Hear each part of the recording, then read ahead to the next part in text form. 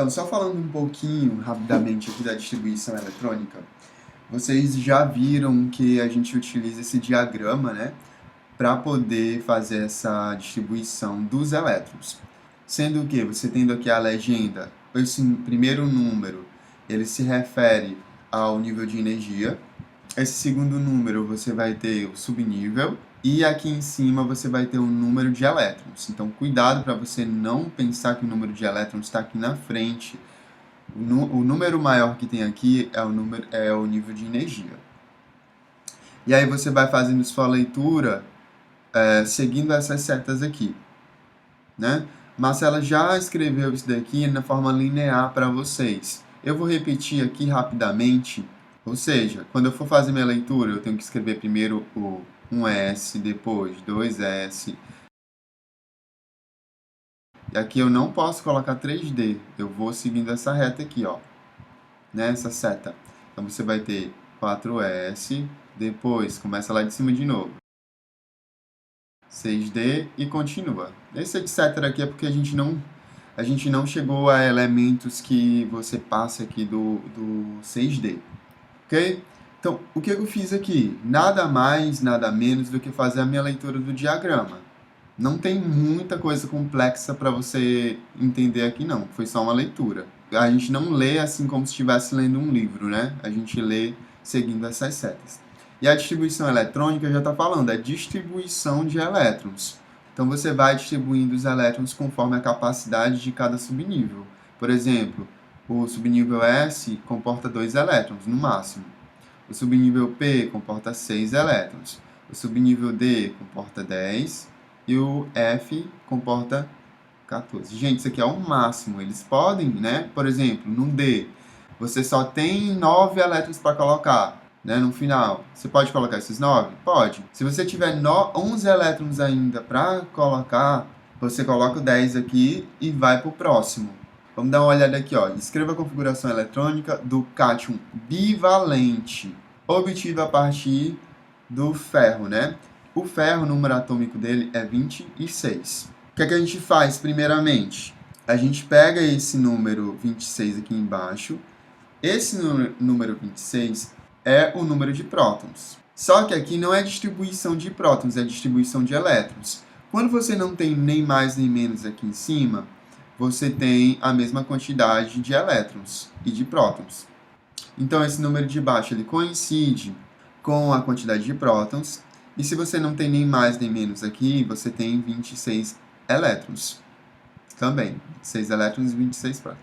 E quando você não tem nem mais nem menos aqui, a quantidade de prótons é igual à quantidade de elétrons, no caso aqui 26. Então eu vou fazer a minha distribuição eletrônica desses 26 elétrons primeiro, antes de fazer a minha distribuição do cátion. Então eu vou fazer aqui a minha distribuição. Eu vou começar com 1S. No 1S eu posso colocar 2 desses 26. Depois 2S2.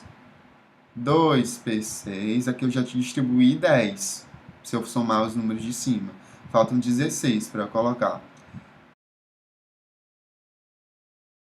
Então, nesse 3D, eu posso colocar quanto? Eu vou colocar 10? Não, porque se eu colocar 10, eu vou ter aqui 30 no total, né? Porque aqui vai ser 10, mais 10, mais 10, 30. Não posso colocar 10. 10 é a quantidade máxima. O que é que eu vou fazer? Eu só tenho 6 para colocar. Então, esses 6 eu coloco aqui.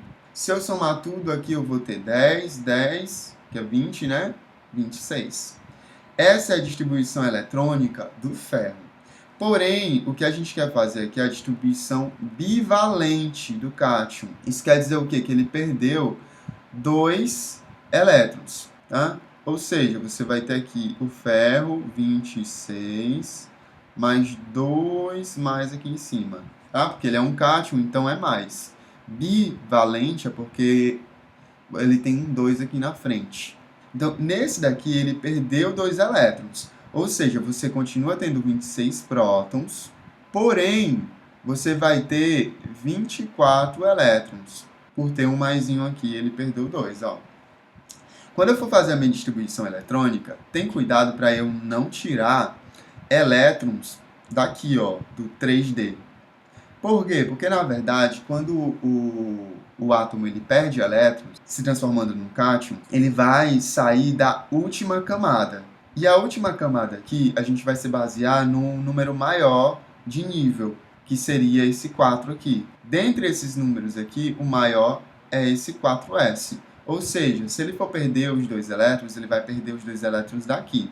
Perdendo esses 2 elétrons, a distribuição eletrônica agora vai ficar 1s2, 2s2, estou repetindo aqui em cima, 2p6, 3s2, 3p6, 3d6. Escreva a distribuição eletrônica para o fósforo. Esse daqui a gente vai primeiro fazer a distribuição eletrônica dele, normal, neutro. Ou seja, a gente vai fazer a distribuição do fósforo apenas. Tem 15 elétrons para a gente distribuir. Então, a gente vai começar com 1s2, 2s2, 2p6, já foram 10. 3s2, 3p3. Então, essa distribuição aqui eletrônica seria para ele, ó, para o fósforo.